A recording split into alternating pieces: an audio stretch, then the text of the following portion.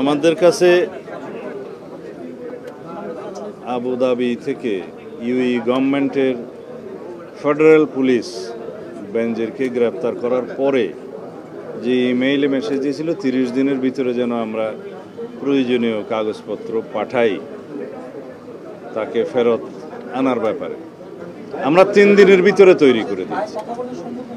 পররাষ্ট্র মন্ত্রণালয়ের মাধ্যমে সেটা ইউএই গভর্নমেন্টের কাছে গিয়েছে, আমাদের এমবাসি ইউএই গভর্নমেন্টের কাছে হস্তান্তর করেছে কয়েকদিন আগে। এটা হচ্ছে সর্বশেষ অবস্থা। ইউএই গভর্নমেন্টের তরফ থেকে আমাদেরকে এখনো কিছু জানানো হয়নি, আশা করি খুব শিগগির জানানো হবে।